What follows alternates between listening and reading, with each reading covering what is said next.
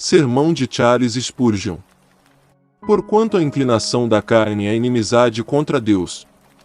Romanos capítulo 8 versículo 7. Já que a mente posta na carne é inimiga de Deus. A Bíblia das Américas. Esta é uma denúncia muito solene que o apóstolo Paulo formula contra a mente carnal. Ele a declara como inimiga de Deus. Quando relembramos o que o homem foi uma vez, considerado apenas um pouco menor do que os anjos. Aquele companheiro que passeava com Deus no jardim do Éden durante o dia. Quando pensamos que o homem foi criado à imagem de seu Criador, puro, sem mancha e imaculado, não podemos nos sentir nada menos do que amargamente afligidos ao descobrir uma acusação como esta, proferida contra nós como raça. Devemos pendurar nossas harpas sobre os salgueiros ao ouvir a voz de Deus, quando fala solenemente à sua criatura rebelde. Como caíste desde o céu, ó estrela da manhã, filha da alva! Tu eras o selo da medida, cheio de sabedoria e perfeito em formosura. Estiveste no Éden, jardim de Deus, de toda a pedra preciosa era tua cobertura, em ti se faziam os teus tambores e os teus pífaros. No dia em que foste criado foram preparados. Tu eras o querubim, ungido para cobrir, e te estabeleci, no monte santo de Deus estavas, no meio das pedras afogueadas andavas. Perfeito eras nos teus caminhos, desde o dia em que foste criado, até que se achou iniquidade em ti. Na multiplicação do teu comércio, encheram o teu interior de violência, e pecaste, por isso te lancei profanado, do monte de Deus, e te fiz perecer, ó querubim cobridor, do meio das pedras afogueadas. Sentimos-nos extremamente tristes quando contemplamos as ruínas de nossa raça. Como o cartaginense que, ao pisar o lugar desolado de sua muito amada cidade, derramou lágrimas abundantes quando a viu convertida em escombros pelos exércitos romanos, ou como o judeu que perambulava pelas ruas desertas de Jerusalém, enquanto lamentava que a grade do arado tivesse desfigurado a beleza e a glória dessa cidade que era a alegria de toda a terra. Assim deveria doer em nós, por nossa raça, quando contemplamos as ruínas dessa excelente estrutura que Deus formou, essa criatura sem rival em simetria, com um intelecto superado somente pelo intelecto dos anjos, esse poderoso ser, o homem, quando contemplamos como caiu, e caiu, e caiu de sua elevada condição, convertido em uma massa de destruição. Há alguns anos atrás, podíamos observar uma estrela que resplandecia com um brilho inusitado, mas subitamente desapareceu. Chegaram a fazer conjecturas de que se tratava de um mundo que ardia a bilhões de quilômetros de nós, mas, ainda assim, os raios dessa conflagração chegaram até nós. O silencioso mensageiro de luz deu o alarme aos remotos habitantes deste globo. Mundo arde. Mas, que importância tem a conflagração de um planeta distante? O que é a destruição do elemento material do mundo mais gigantesco? Comparada com esta queda da humanidade, com este naufrágio de tudo o que é santo e sagrado em nós. Para nós, na verdade, as coisas dificilmente se podem comparar, pois estamos profundamente interessados em uma destruição, mas não na outra. A queda de Adão é nossa queda, caímos nele e com ele, sofremos da mesma maneira. Lamentamos a ruína de nossa própria casa, deploramos a destruição de nossa própria cidade, quando nos detemos para captar estas palavras escritas de forma tão clara que não podem ser mal interpretadas, a inclinação da carne. Esses mesmos desígnios que uma vez foram santos, e que passaram a ser carnais, são inimizade contra Deus. Que Deus me ajude nesta manhã. Formular solenemente esta denúncia contra todos vocês. Ó, que o Espírito Santo nos convença de tal modo do pecado, que unanimemente nos declaremos culpados diante de Deus. Não há nenhuma dificuldade na interpretação do meu texto, mal necessita uma explicação. Todos nós sabemos que a palavra carnal aqui significa a natureza pecaminosa.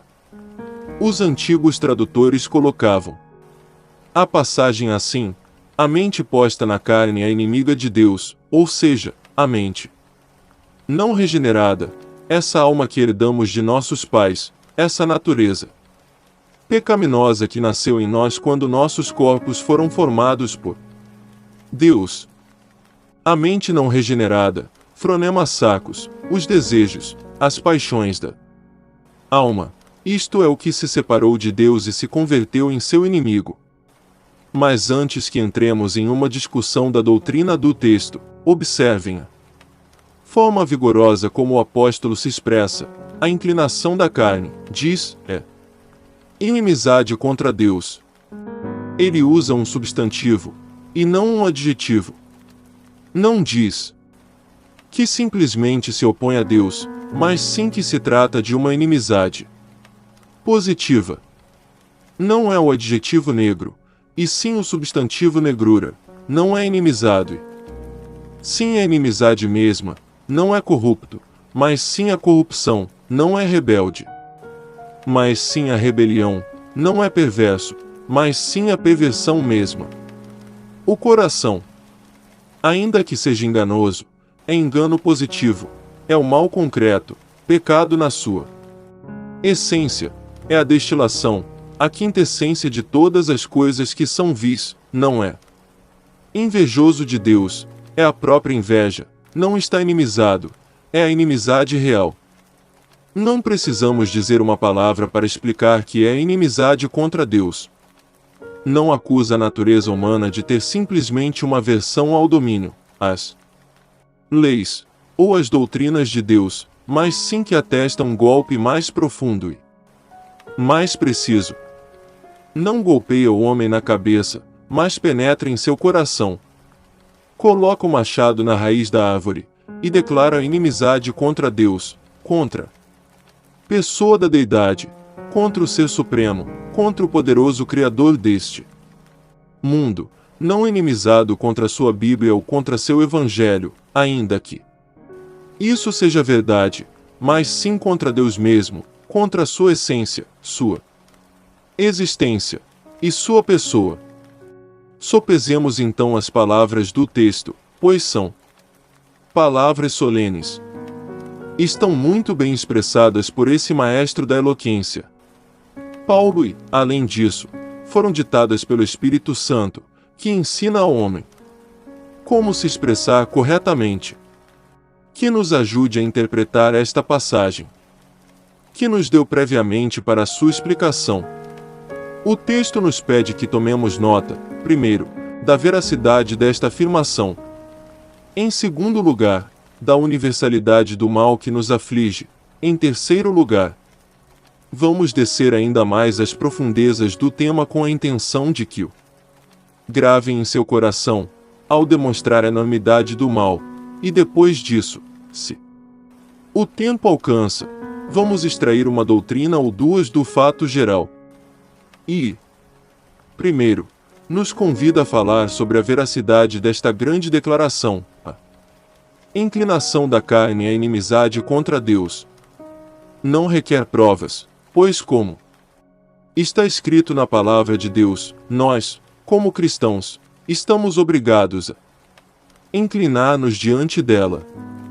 As palavras da Escritura são palavras de sabedoria infinita, e se a razão é incapaz de ver o fundamento de uma declaração desta revelação, está obrigada a crer nela muito reverentemente, pois estamos convencidos que, ainda que esteja acima de nossa razão, não pode ser contrária a ela. Aqui encontro o que está escrito na Bíblia: a inclinação da carne é inimizade contra Deus, e isso, em si, me basta. Mas se fossem necessárias testemunhas, convocaria as nações da antiguidade, Desenrolaria o volume de história antiga. Comentaria-lhes os fatos terríveis da humanidade. Quem sabe comoveria as suas almas até o aborrecimento, se lhes falasse da crueldade desta raça para consigo mesma, se lhes mostrasse como converteu a este mundo em Aceldama por suas guerras, e o inundou com sangue por suas lutas e assassinatos, se lhes enumerasse a negra lista de vícios em que caíram nações inteiras, ou lhes apresenta-se as características de alguns dos mais eminentes filósofos, sentiria vergonha de falar deles e vocês se negariam a escutar. Sim, seria impossível que vocês, como refinados habitantes de um país civilizado, suportassem a menção dos crimes que foram cometidos por esses mesmos homens que hoje em dia são alçados como modelos de perfeição.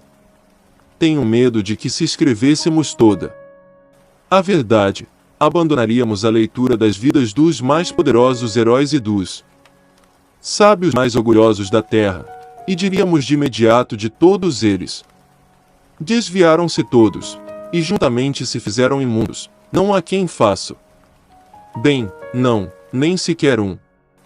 E se isso não fora suficiente, quero fazê-los ver os erros dos pagãos, quero falar-lhes das superstições de seus sacerdotes que submeteram as almas à superstição, quero que sejam testemunhas das horríveis obscenidades, dos ritos diabólicos que constituem as coisas mais sagradas para estes ofuscados indivíduos.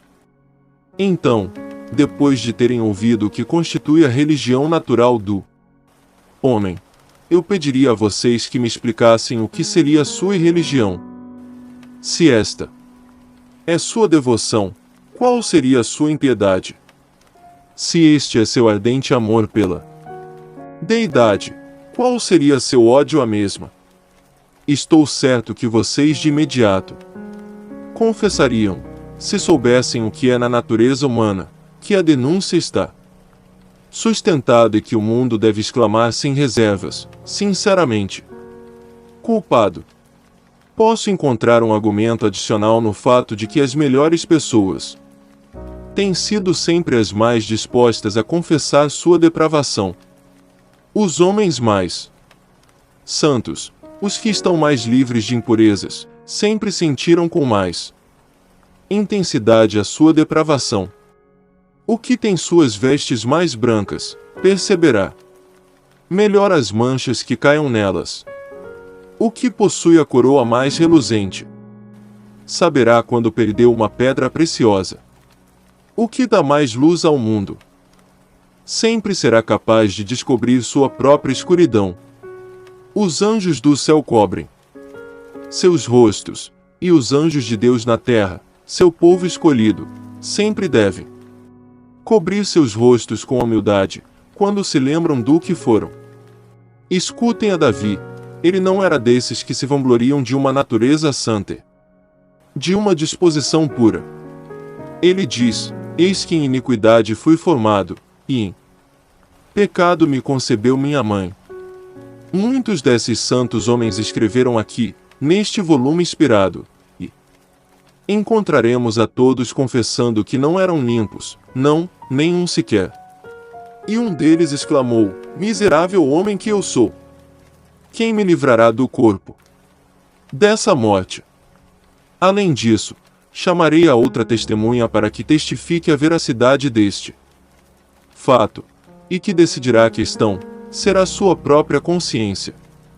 Consciência, te colocarei no banco das testemunhas para interrogar-te esta manhã.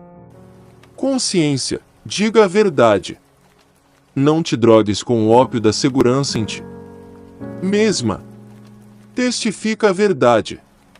Nunca ouviste dizer ao coração: queria que Deus não existisse. Por acaso todos os homens não desejaram, algumas vezes, que nossa religião não fosse verdadeira? Ainda que não puderam livrar suas almas inteiramente da ideia da deidade, por acaso não desejaram que não existisse Deus? não acariciaram o desejo de que todas estas realidades divinas fossem um engano, uma farsa e uma impostura. Sim, responde cada indivíduo, isso me ocorreu algumas vezes. Desejei poder entregar-me à insensatez.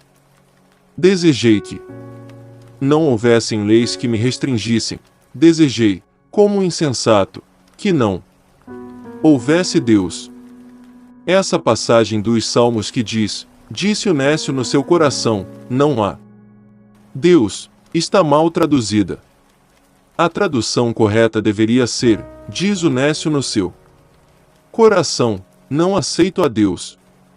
O nécio não diz em seu coração não há Deus, pois ele sabe que há um Deus. Ao contrário, afirma, não aceito a Deus, não preciso de nenhum Deus, queria que não existisse nenhum, e quem de nós não foi tão insensato que não chegou a desejar que não houvesse Deus? Agora, consciência, responde outra pergunta. Tu confessaste que algumas vezes desejaste que não existisse Deus, então, suponhamos que um homem desejasse a morte de outro. Acaso isso não demonstraria o seu ódio? Sim, demonstraria. É assim, meus amigos, o desejo de que Deus não exista, demonstra que temos aversão a Deus. Quando desejo a morte de outro e que apodreça no túmulo. 5. Quando desejo que seja um noeste, um ser inexistente, devo odiar a esse homem, de outra forma não desejaria que fosse um ser extinto. Assim que esse desejo, e não creio que haja existido alguém no mundo que não o houvesse sentido, demonstra que a inclinação da carne é a inimizade contra Deus. Mas, consciência, tenho outra pergunta. Acaso não desejaste alguma vez em teu coração, posto que há um Deus, que ele fosse um pouco menos santo, um pouco menos puro, de tal maneira que essas coisas que agora são graves crimes pudessem ser consideradas ofensas veniais, simples pecadinhos? Acaso não disseste nunca em teu coração, queria que estes pecados não fossem proibidos? Queria que ele fosse misericordioso para que os esquecesse sem requerer nenhuma expiação. Queria que não fosse tão severo, tão rigorosamente justo, tão severamente estrito na sua integridade. Coração meu, nunca disseste isso. A consciência deve responder, eu disse. Bem, esse desejo de mudar a Deus demonstra que não amas a Deus, que é o Deus do céu e da terra, e ainda que fales de religião natural, e te glories de reverenciar ao Deus dos verdes campos, dos prados férteis, das águas abundantes, do retumbar do trovão, do céu azul, da noite estrelada, e do grandioso universo, ainda que tu ames o belo ideal poético da deidade. Não se trata do Deus da Escritura, pois tu desejaste mudar sua natureza, e nisso demonstraste que estás inimizado com ele. Mas, consciência, por que devo ficar fazendo rodeios? Tu podes ser uma testemunha fiel, se queres dizer a verdade, que cada pessoa aqui presente transgrediu de tal maneira contra Deus, quebrou tão continuamente suas leis, violou seu dia de repouso, espizinhou seus estatutos, depreciou seu evangelho, que é muito certo, sumamente certo que a inclinação da carne é a inimizade contra Deus. Agora, em segundo lugar, tomemos nota da universalidade deste mal quão vasta é esta afirmação. Não é uma mente carnal singular, ou uma certa classe de características, senão os desígnios da carne. É uma afirmação sem restrições, que inclui a cada indivíduo. Qualquer mente que possa apropriadamente ser chamada carnal, se não foi espiritualizada pelo poder do Espírito Santo de Deus, é inimizade contra Deus. Observe então, em primeiro lugar, a universalidade disto relativa a todas as pessoas. Toda mente carnal no mundo está inimizada com Deus. Isto não exclui nem sequer os bebês que se alimentam do peito da mãe. Nós os chamamos de inocentes, e na realidade são inocentes de transgressões reais, mas como diz o poeta, no peito mais terno jaz uma pedra. Na mente carnal de um bebê a inimizade contra Deus não está desenvolvida, mas está ali. Alguns afirmam que as crianças aprendem a pecar por imitação. Mas não, peguem uma criança, coloquem-na sob as influências mais piedosas, se assegurem que o próprio ar que expira seja purificado pela piedade, que saboreie santidade, que somente escute a voz da oração e do louvor, que seus ouvidos se mantenham afinados pelas notas do hino sagrado, e apesar de tudo isso, essa criança pode ainda se converter em um dos mais depravados transgressores, e ainda que na aparência esteja pronta em direção ao caminho do céu, descerá diretamente ao abismo se não é guiada pela graça divina. Oh, quão certo é que alguns que tiveram os melhores pais tenham se convertido nos piores filhos, que muitos que foram treinados sob a égide sagrada, em meio às mais favoráveis cenas de piedade, se converteram, contudo, em libertinos e dissolutos. Assim que não é por imitação, mas sim, pela natureza que a criança é má.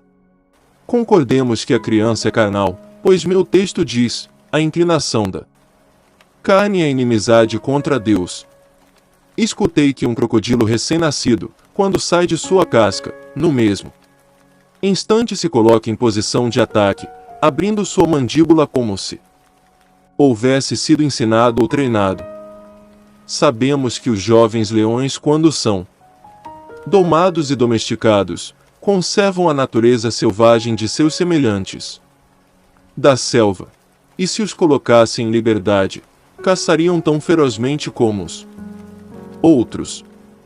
O mesmo acontece com a criança. Podes amarrá-la com os verdes juncos da educação, podes fazer o que quiseres com ele, mas como não podes mudar seu coração, estes desígnios da carne estarão inimizados com Deus, e apesar do intelecto, do talento, e de tudo o que possam dar e que seja proveitoso, será da mesma natureza pecaminosa como qualquer outra criança, ainda que na aparência sua natureza não seja tão má, pois a inclinação da carne é inimizade contra Deus.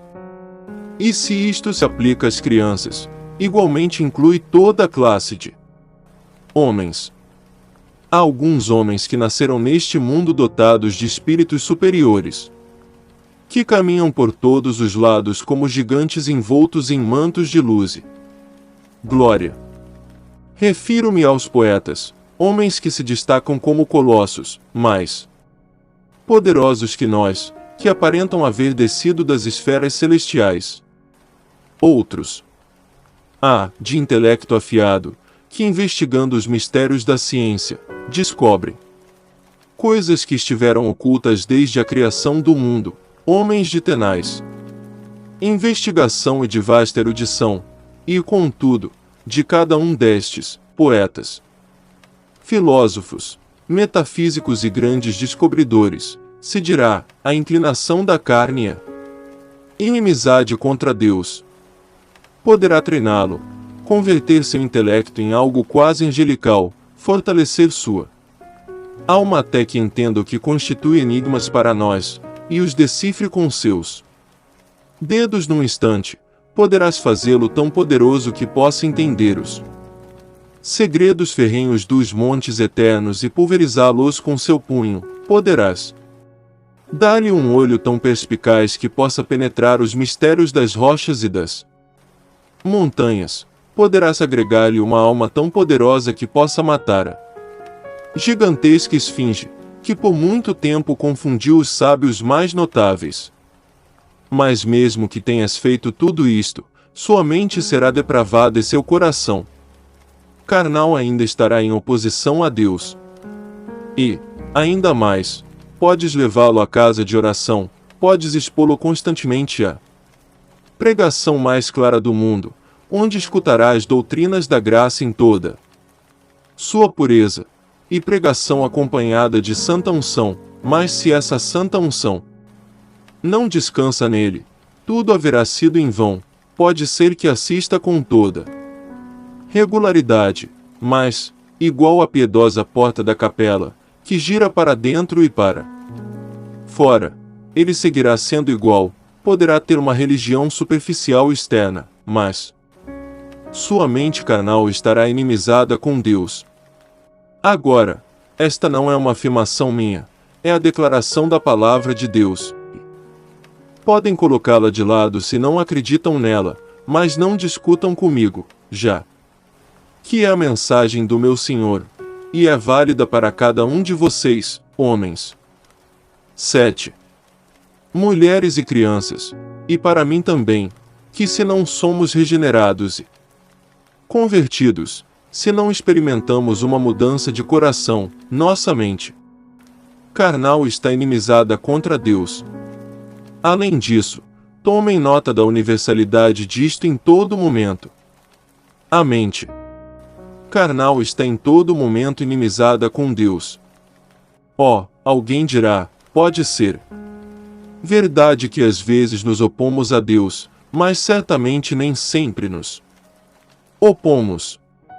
Há momentos, dirá alguém, quando sinto que me rebelo, algumas vezes minhas paixões me conduzem a desviar-me, mas certamente há outras ocasiões favoráveis quando realmente sou amigável com Deus, e lhe ofereço verdadeira devoção. Às vezes estive, continuo impugnador, no cume da montanha, até que toda minha alma se acendeu com a cena contemplada abaixo, e meus lábios pronunciaram um hino de louvor.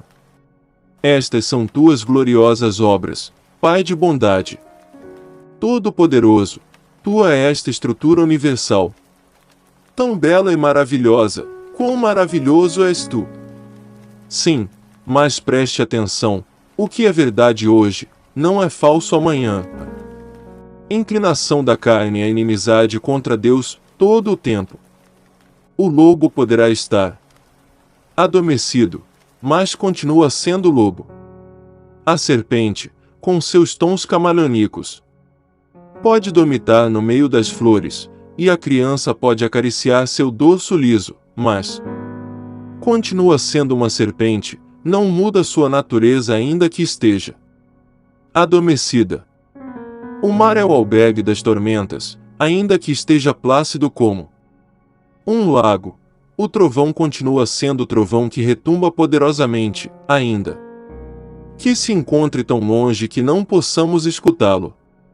E o coração, ainda que não percebamos suas ebulições, ainda que não vomite sua lava, e não jogue as ferventes rochas de sua corrupção, continua sendo o mesmo temível vulcão. Em todo momento, a todas horas, a cada instante, digo isto segundo o que Deus diz: se vocês são carnais, cada um de vocês é inimizado contra Deus. Temos outro pensamento relativo à universalidade deste enunciado. Todos os desígnios da carne são inimizade contra Deus. O texto diz, a inclinação da carne é inimizade contra Deus, isto é, todo homem, cada parte dele, cada poder, cada paixão.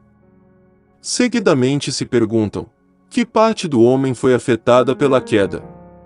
Pensam que a queda somente foi sentida pelos sentimentos, mas que o intelecto permaneceu incólume. Eles argumentam isto sustentados na sabedoria do homem, e os impressionantes descobrimentos que foram feitos, tais como a lei da gravidade, a máquina a vapor e as ciências. Agora, eu considero estas coisas como uma exposição insignificante de sabedoria, quando as comparamos com que se descobrirá dentro de 100 anos, e diminutas quando comparadas com o que se poderia descobrir caso o intelecto humano houvesse permanecido em sua condição original. Eu creio que a queda esmagou o homem completamente. Ainda que quando passou como uma avalanche sobre o poderoso templo da natureza humana, alguns elementos permaneceram intactos, e em meio às ruínas se pode encontrar por aqui e por ali uma flauta, um pedestal, uma coroa, uma coluna, que não estão completamente quebrados, a estrutura inteira caiu, e suas relíquias mais gloriosas são coisas caídas, fundidas no pó. O homem completo está estropiado.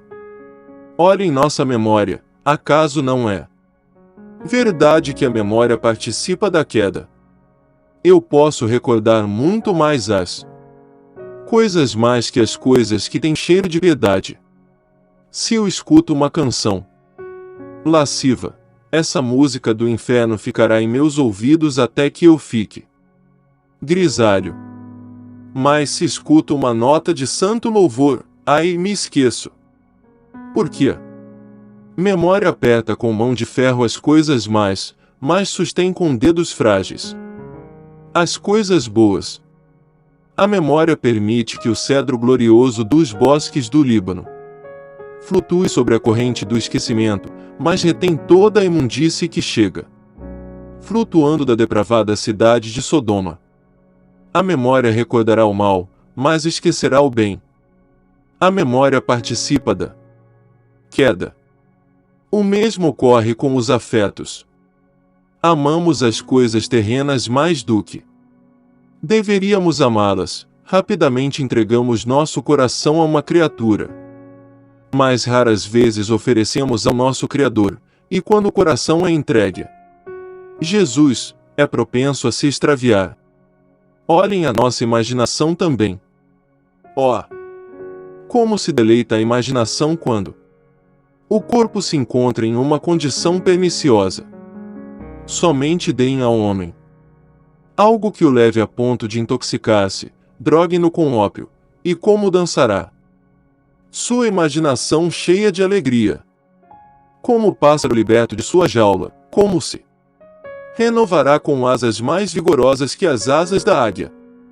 Vê coisas que nem sequer havia sonhado nas sombras da noite.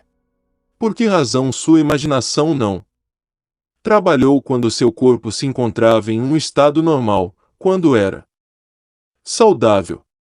Simplesmente porque a imaginação é depravada, e enquanto não se introduziu um elemento imundo, enquanto o corpo não havia começado a estremecer-se com um tipo de intoxicação, a fantasia não pensava celebrar seu carnaval. Temos alguns esplêndidos exemplos do que o homem pode escrever quando influenciado pela maldita aguardente. Pelo fato de que a mente é tão depravada, ela se encanta com tudo aquilo que põe o corpo em uma condição anormal, e aqui temos uma prova que a própria imaginação se extraviou.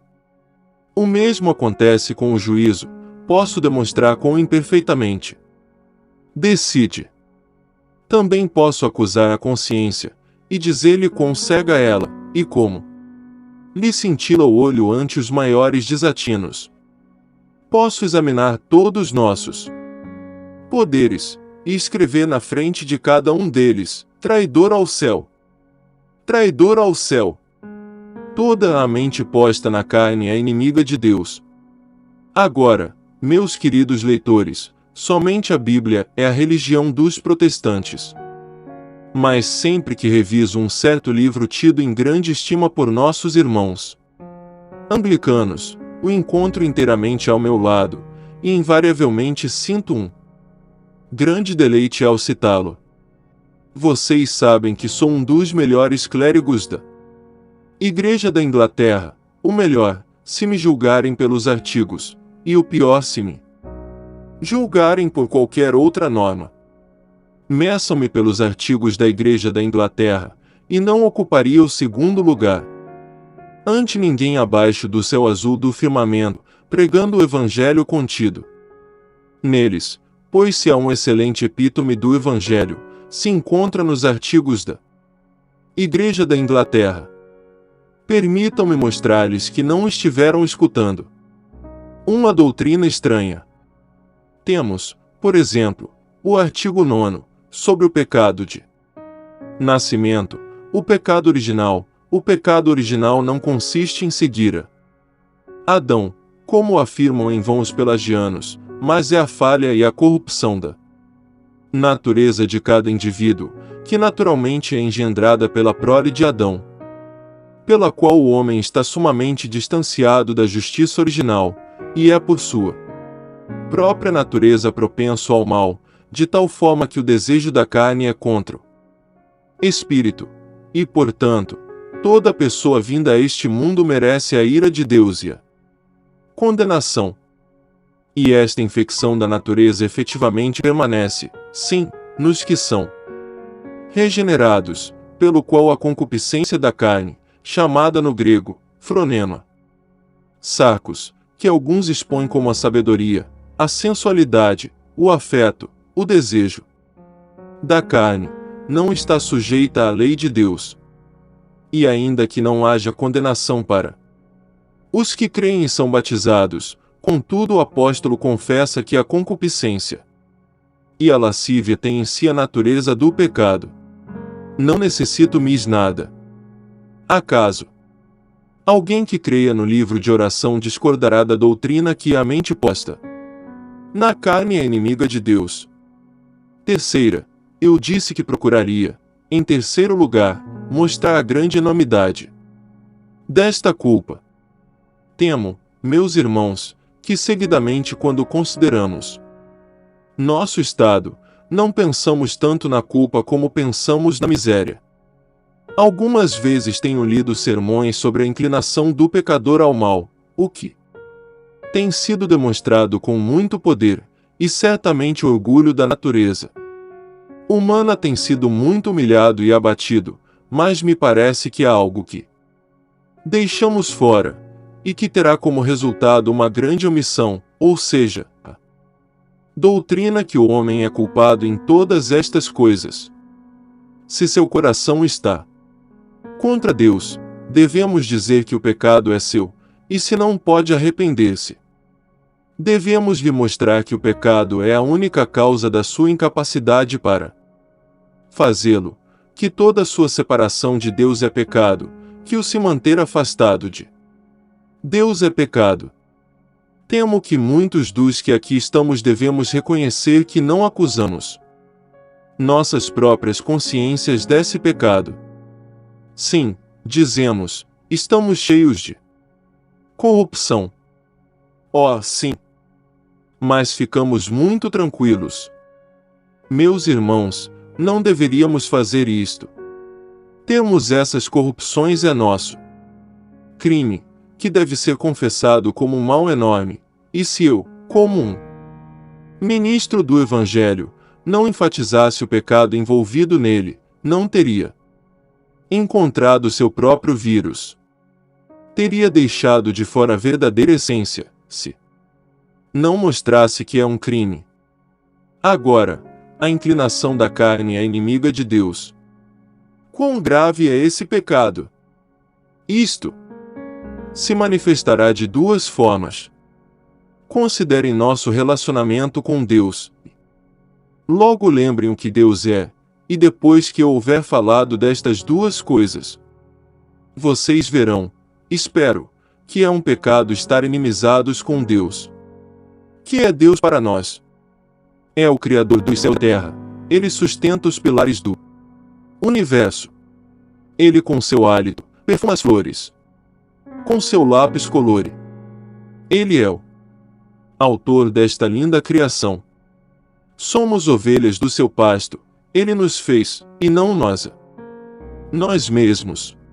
A relação que tem conosco é de construtor e criador, e por esse fato reclama ser nosso rei.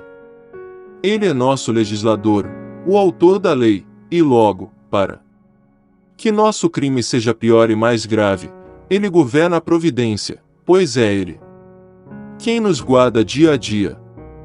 Ele supre nossas necessidades, Ele mantém o ar que nosso nariz respira.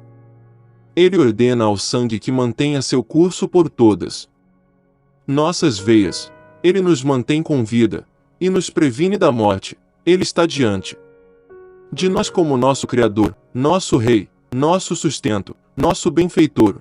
E eu pergunto, por acaso não é um crime de enorme magnitude, não é alta traição contra o Imperador do céu, não é um pecado horrível, cuja profundidade não podemos medir com a sonda de todo o nosso juízo, que nós, suas criaturas, que dependemos dele, estejamos inimizados com ele.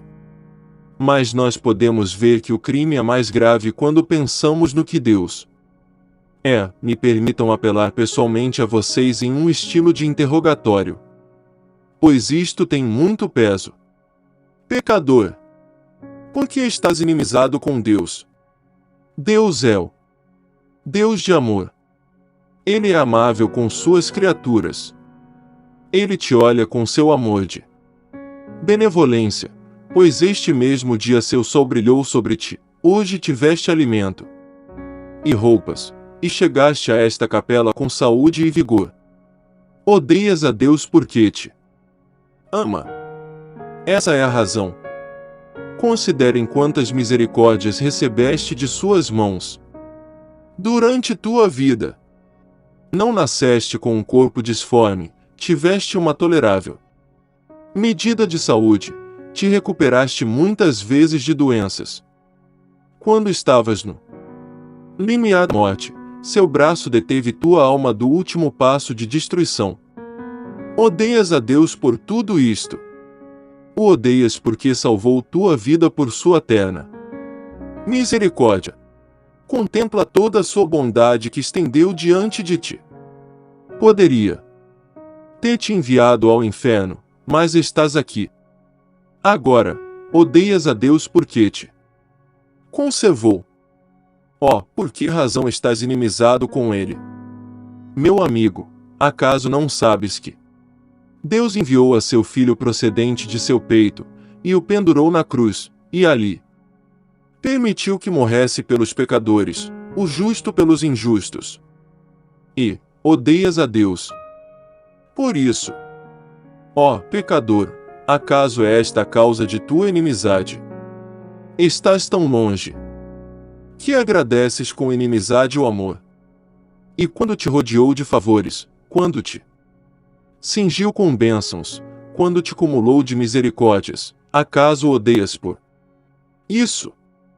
Ele poderia dizer-te o mesmo que disse Jesus aos judeus: tenho-vos mostrado muitas obras boas procedentes de meu Pai, por qual destas obras me apedrejais?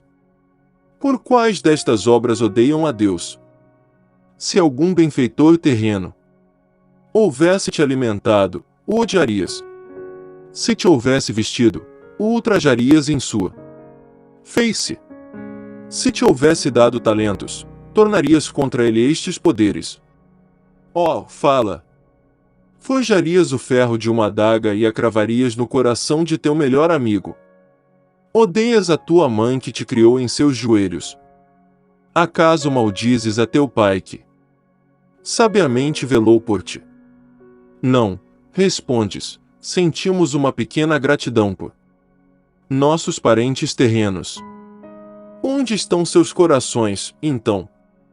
Onde estão seus corações, que ainda podem depreciar a Deus, e estar inimizados com Ele? Ó crime diabólico! Ó atrocidade satânica! Ó iniquidade indescritível! Odiara quem é todo amável, aborrecerá o que mostra misericórdia constante. Desdenhar do que bendiz eternamente, escarnecer do bom, do cheio de graça. Sobretudo, odiar a Deus que enviou a seu Filho para que morresse pelo homem.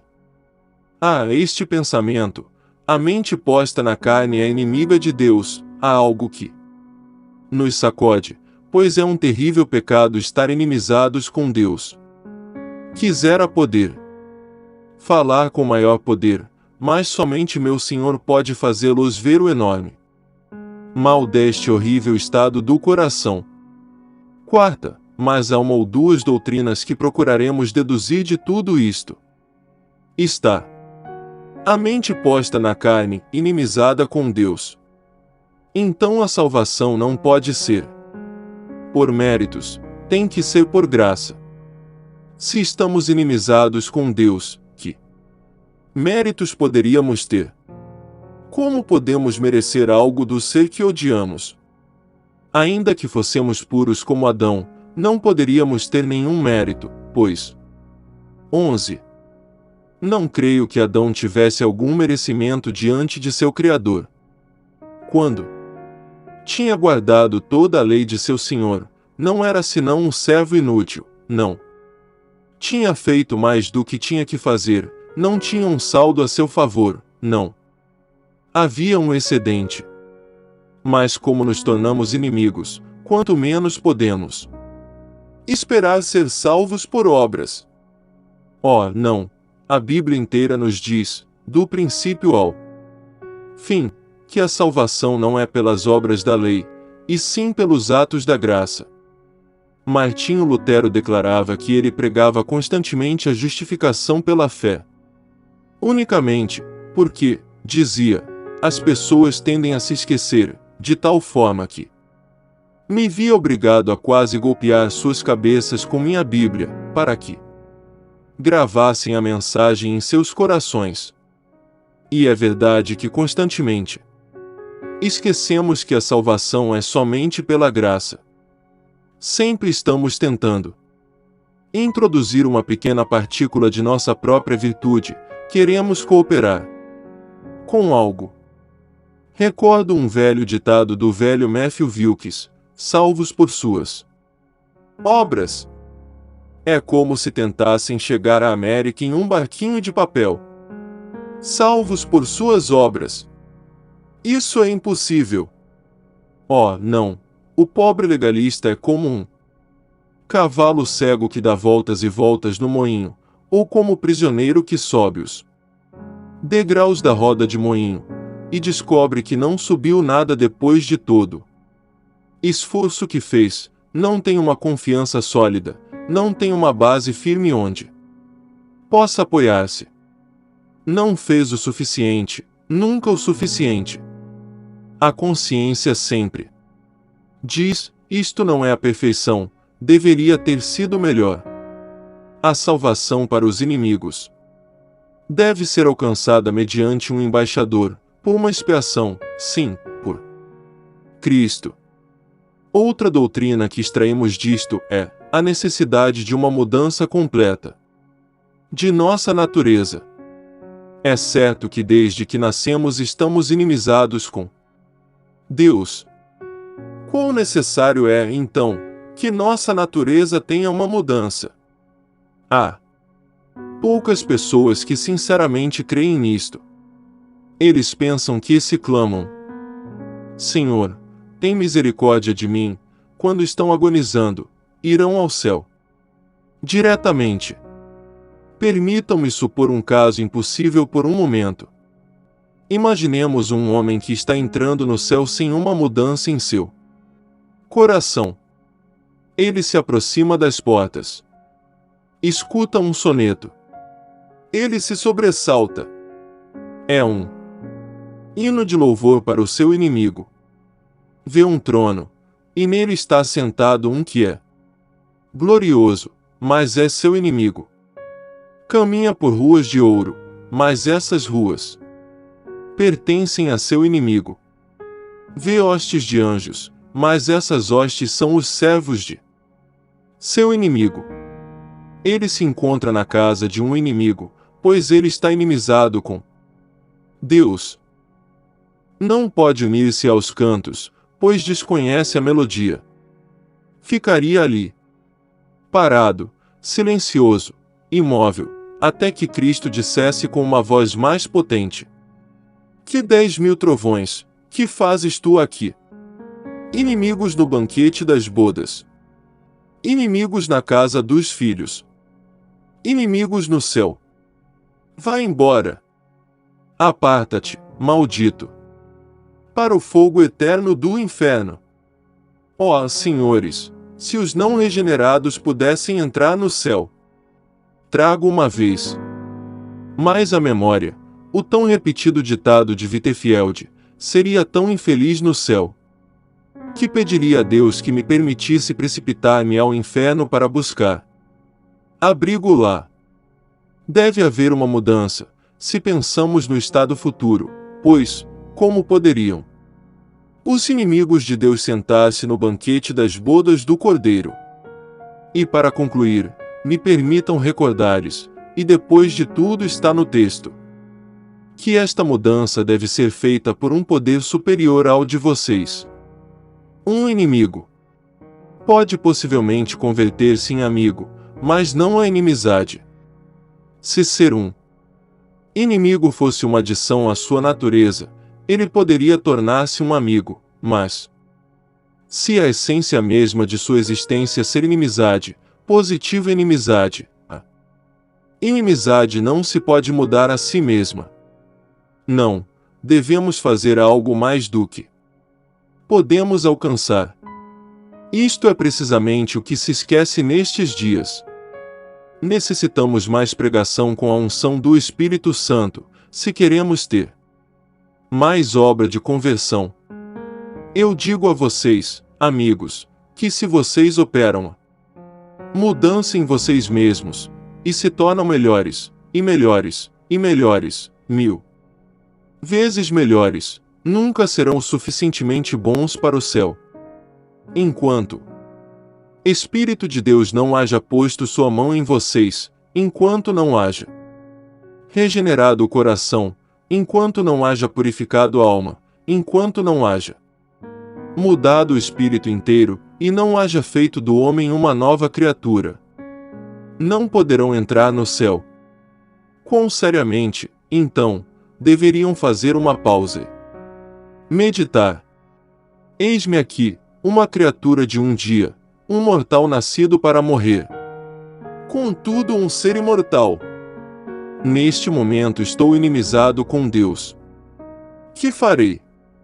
Acaso não é meu dever, assim como minha felicidade, perguntar-se a uma maneira de ser reconciliado com Deus? Ó, esgotados escravos do pecado, acaso não são seus caminhos sendas de insensatez? Acaso é sabedoria, ó meus amigos, é sabedoria odiar a seu Criador? É sábio estar em oposição a Ele? É prudente desprezar as riquezas da sua graça? Se for sabedoria, é a sabedoria do inferno, se a sabedoria é uma sabedoria que é insensatez para com Deus.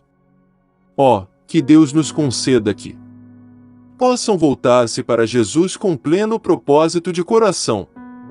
Ele é o embaixador, Ele é o único que pode estabelecer a paz por meio de seu sangue. E, ainda que vieram aqui como inimigos, é possível que atravessem essa porta como amigos, se não fazem senão olhar a Jesus Cristo, a serpente de bronze que foi alçada. E agora, pode ser que alguns de vocês tenham sido convencidos do pecado, pelo Espírito Santo. Eu agora vou proclamar o caminho da salvação. E como Moisés levantou a serpente no deserto, assim importa que o Filho do Homem seja levantado, para que todo aquele que nele crê, não pereça, mas tenha vida eterna. Contempla, ó temeroso penitente, o instrumento de tua libertação. Volta teus olhos cheios de lágrimas para aquele monte do Calvário. Olha, vítima da justiça, o sacrifício de expiação por tua transgressão. Olha para o Salvador em suas agonias, comprando tua alma com torrentes de seu sangue, e suportando teu castigo em meio às agonias mais intensas. Ele morreu por ti, se confessas tuas culpas agora. Ó, vem tu, homem condenado, autocondenado, e volta teus olhos a este caminho, pois um só olhar salvará. Pecador, tu foste mordido.